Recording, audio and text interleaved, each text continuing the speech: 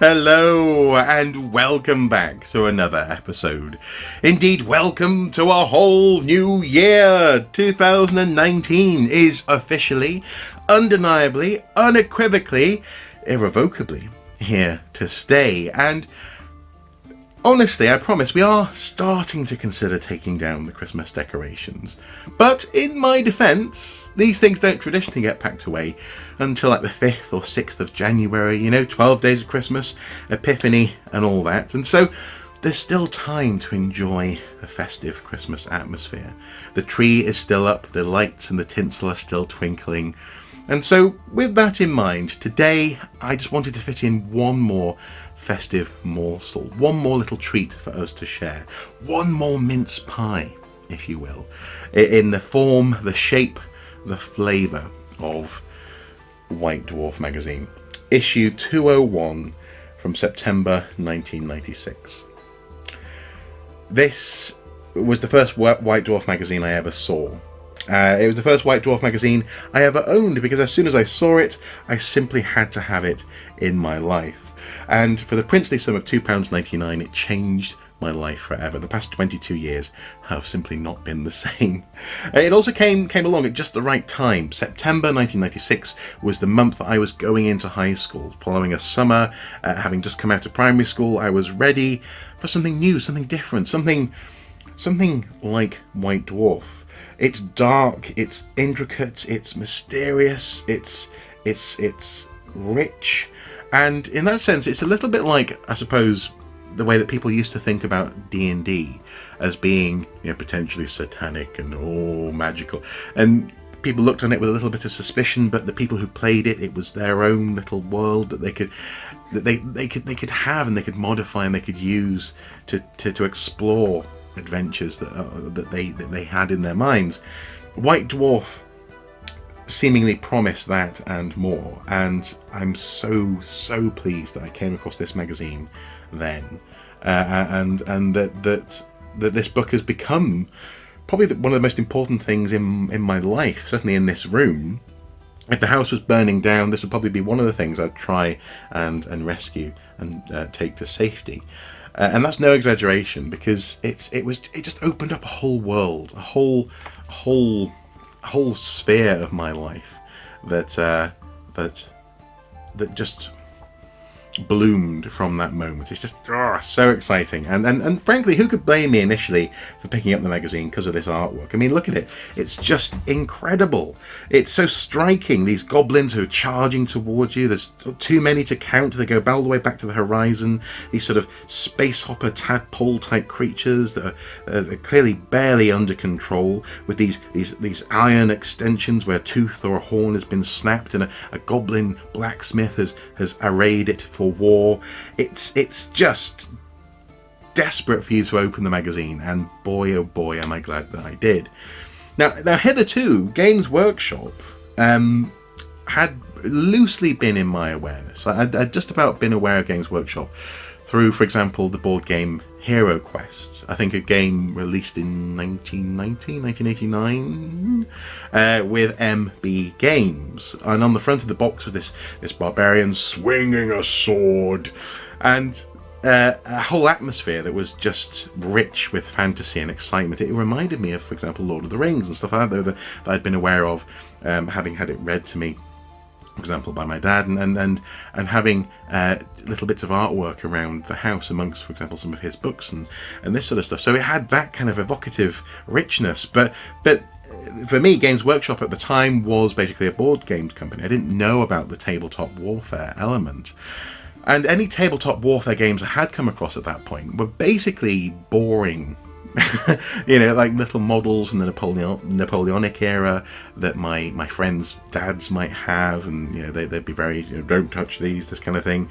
Or I think once my brother and I we pulled a board game off a shelf that had been my dad's when he was a kid, and that was again Napoleonic, which was a very boring map of Europe with little sort of cubes representing units, I think, of soldiers, and it wasn't very exciting. I mean, clearly he must have enjoyed it, and it must have, he must have got warfare and imagination, all sort of stuff going with this game. But for us, just didn't do anything. It was just a bit dull. And so this idea of tabletop warfare, whether it's Napoleonic or World War II, and fantasy world and magic and dragons and things, was about to just collide and collapse into this beautiful black hole that would just suck me in, certainly throughout high school. And it all started here in White Dwarf issue 201.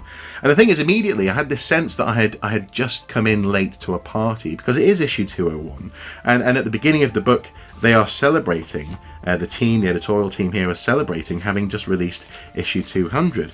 Here we have the fate of the cake, where Adrian, this chap here, kind of like the orc of the group, I guess you could say, has supposedly, obviously this is an awful lot of banter going on here, supposedly charged the cake, the White Dwarf issue 200 cake, and eaten the whole thing. "Mine, all mine," he said at the top of his voice. "We tried, we failed," they say. And in that sense, I was immediately getting a sense of having come into a party late, but also having come to a party that I would have been very happy to go to, and that these guys wanted me to come and join them on their further adventures. This was a community of writers and model makers and artists, and I mean, look at this imagery here. It's just so cool. But also, in this magazine, it was very clear that this was part of an international community. For example, in '96 they went to America. They played tabletop warfare games with fans of Games Workshop stuff over there, and then they judged a painting competition where people modded models and painted them beautifully, and out came all these gorgeous visions. I mean, look at this Space Marine. It's so intricate, like a giraffe with the spots on it, you know, and the Inferno banner above it. The soapstone effect here on the Space Wolf diorama. The tank here covered in moss and mottled and pitted with sort of corruption by Nurgle. This stuff was beautiful and gorgeous and so imaginative and so open to, in particular, I found the idea of modifying models very exciting. I mean, look at the scale of this Eldar Titan with a tree next to it for scale. Just beautiful stuff. So creative. And this was across the pond. This was in the US. It's an international community. How exciting! But even, for example, here in the UK, it was clear that people were gathering. So this was a gathering, basically a convention in Nottingham, where people were coming together. Hundreds of people playing games, having a great time, enjoying the hobby. And this was a hobby that I felt I was being invited to take part in. And boy oh boy, did this magazine just act as that gateway to a whole world that I simply adore. Now, one of the things that I very quickly became fascinated with was the Space Marines, and that was helped in part by these bikes, which I think had just about been released when this magazine came out. And well, we'll come back to some of this stuff in a moment, but the bikes in particular, here's a whole article about the potential of using bikes in Warhammer 40,000 and the different ways that they could be painted. And I loved the chunky design of these things, the size of the wheels, the highlights on the paintwork, the ability to use stickers to add, you know, scaled information like squad numbers and flags and things to the bike. But also the fact that you could create your own chapter, your own colour scheme, essentially, of Space Marine was very, very cool. Along with all these hand-drawn images, these pencil sketches. It was clear that these guys were so incredibly creative and were really drawing on the things that they loved, and because it was clear that they loved some of the things that I loved. In particular, for example, when it comes to classic Warhammer, things like, for example, Lord of the Rings, Saxons and Vikings, and all that kind of stuff. It was magnificent. But then also, on top of that, you had these things. You had stories written out by Andy Chambers here, talking about the Legions of Darkness, and on every single page, these beautiful models laid out, this beautiful imagery, helping to tell the story, and inspiration at every turn of the page. In the world of Warhammer, all of this stuff. Look at this. There's a lady, almost like Lady Godiva, holding a chalice of magical elixirs. You had a little John type creature, or creature here. Sorry, in terms of creatures, you had griffins with knights on top of them, but all again beautifully painted, beautifully coloured, and just leaping off the page. Necromunda was a game set that I was always intrigued by, and in recent years we've inherited my brother-in-law's game set for Necromunda, and that was introduced to me in this magazine. And I also really, I don't know if this is a bit sort of nerdy, but I really very much enjoyed the sort of the articles exploring how to make terrain. So here they are taking the classic polystyrene insert from a box, tearing it apart, covering it in textured paint made out of sand and PVA, and then spray painting it bit by bit to create model terrain. And I think this is what inspired me to make that terrain for the Havoc set that I think I talked about in a recent video, I think a couple of videos ago. I think this is exactly what inspired me. But look at this stuff, like the rebar, for example, in between the bits of concrete. The detail, the scaled detail, very much appealed to me, and just stuck with me. And also as well, I think in some respects appealed to that part of me that went on to become an archaeologist as well. The idea of seeing and trying to imagine how something has crumbled over time and representing it for a tabletop battle was just so good. I mean, look at this, the richness of this imagery here. The battle reports, that was something else that I did enjoy a lot of. And I remember, so here we have a Warhammer battle report. So they'll talk about the setup of the two armies, then they'll talk about how they're laying them out, presented in a very traditional. This is sort of how military historians draw, you know, how different units moved around at Agincourt and this kind of thing. But they're presenting how the battle unfolded. And there's a battle report there, and I think one at the back of the magazine as well. That's it. It's the Furnace of Hashut. I mean, look at this! Look at this! It's just so good. Again, going through the slaves of the Black Dwarf 3,000 point army, the Lord Boreas dwarf force. I think the White Dwarf was getting involved in this battle as well. And again, how it unfolded. And I distinctly remember trying to do my own battle reports, having never played a battle, but just loving these maps, trying to draw these maps out using MS Paint, Microsoft Paint, back, it must have been that day, when we eventually got a computer in like the very early 2000s, maybe 2001, 2002, 2000. One of the first things I tried to do was use Microsoft Paint to reproduce these sorts of drawings of units and the arrows that show the retreat maybe, or the advance of the unit, and all this sort of stuff.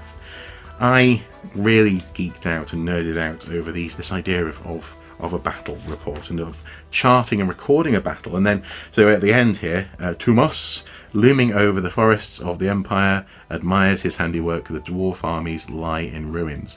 And being able to sort of, almost like a chess game, you know, look at how the game unfolded through the report. It was just what I needed and what I wanted at that time in my life. It was just so cool. And again, all of these beautiful drawings. You know, I've talked in a previous video about my love of art books, and I think a lot of that love started with stuff like this, seeing just the intricate passion that people communicated through the atmospheric art surrounding these sorts of games.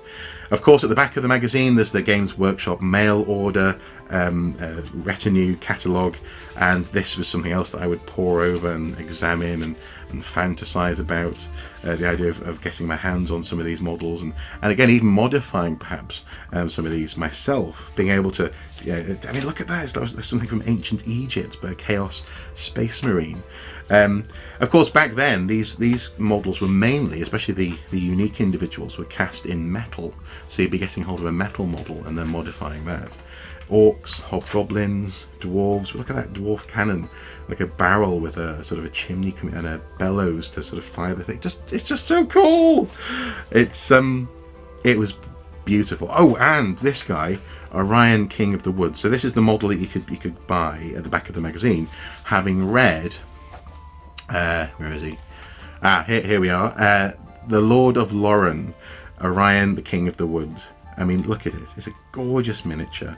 I always found the painting of the jewels and gems on, for example, the Space Marines chest plate, or in this case on the spear of Orion, very, very very cool. You know, the fact that you could build up this sort of translucent effect just by using different layers of paint was very, very funky.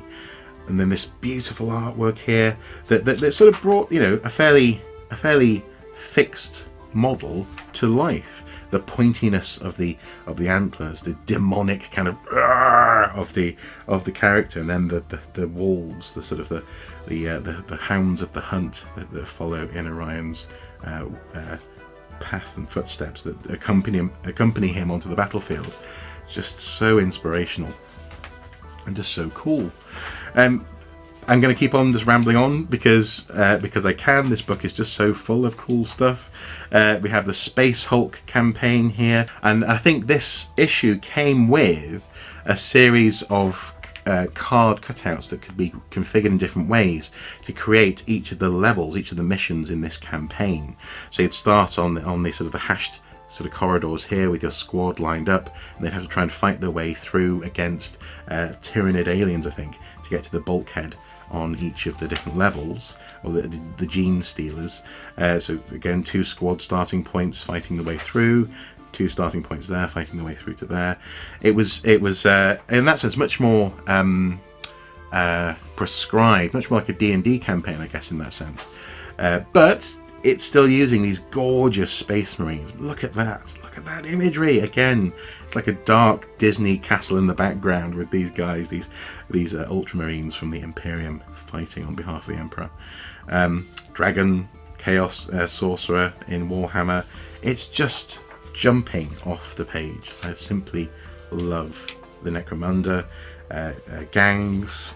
Well, actually, there's a wonderful little Necromunda section in this magazine where they again do a little sort of campaign report, scenario, and how it unfolded, where it came from the sump, and there's like a monster that's coming up out of the sump and attacking the Escher gang, I think. There, it's brilliant stuff, and also actually yet again tying into the kind of the same pot, the same well as so many other things that I like in terms of, for example, Lovecraftian horror. You know, all the way back then, these sort of, you know, things like tentacled monsters and the epic vastness of space and the ultimately meaningless nature of humanity was being explored in these models.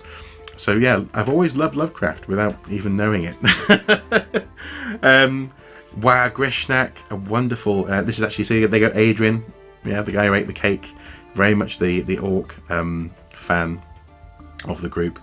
He's talking here about the benefit of playing as orcs, how to play as orcs, and how to win when playing against Space Marines. And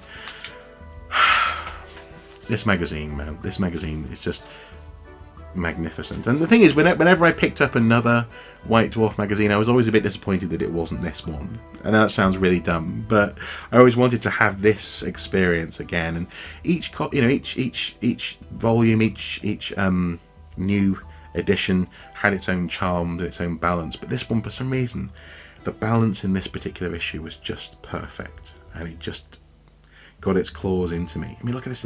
These are grim, pestilent imagery, just wonderful.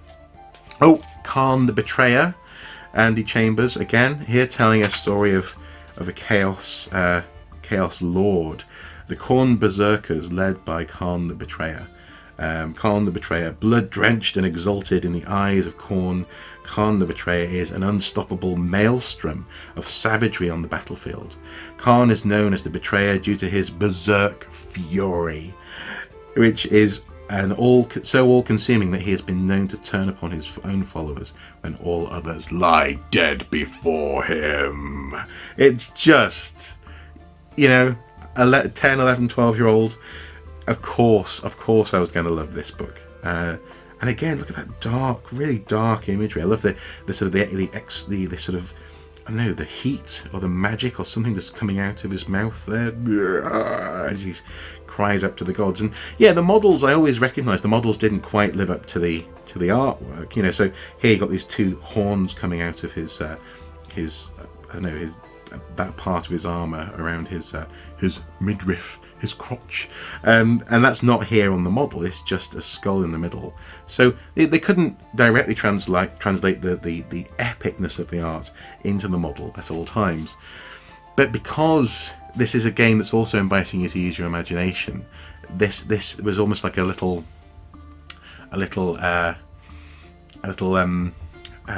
I suppose how-to guide, how to take those models and use your imagination to tell the stories that you want to tell, and to explore the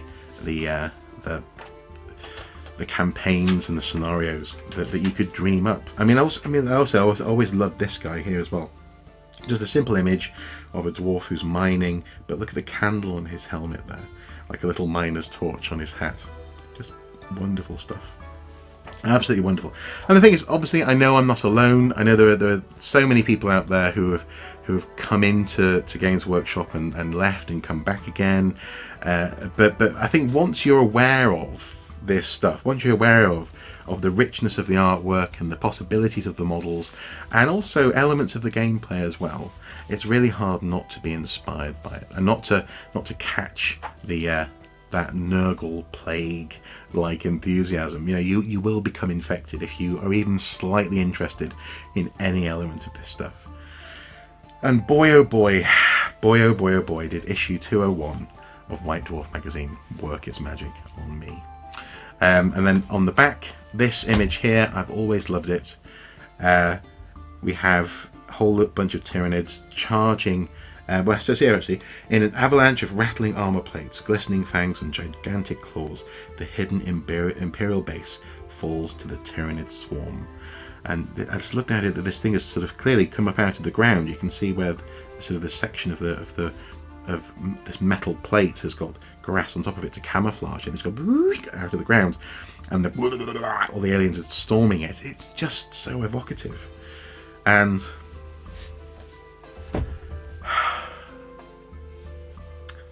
wonderful.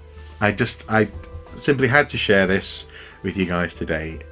White Dwarf issue 201, and frankly Games Workshop in general, has always been very, very special to me, and I'm so glad that now actually I'm about to return to this stuff. I recently got a first strike set for 40k from my local comic book emporium, Carson's Bazaar. I'm starting to paint that now, going through the process very carefully, and anyway, you get the picture. You understand. White Dwarf, this issue in particular, means a lot to me, and I'm so happy to have been able to talk about it today. If you've ever been curious about a White Dwarf magazine, pick it up, give it a go. They do cost more than £2.99 these days, but the imagery, the artwork, the passion, and especially the beauty of other people's skill when it comes to model painting is something that will stick with you. If you're remotely interested in this stuff, if you think you might be interested in this sort of stuff, just pick up an issue and see where it takes you. Because this issue from 1996 just grabbed me and didn't let me go for 22 years. I love it. As ever guys, until next time, do take care, and of course, a very, very happy new year. Bye bye.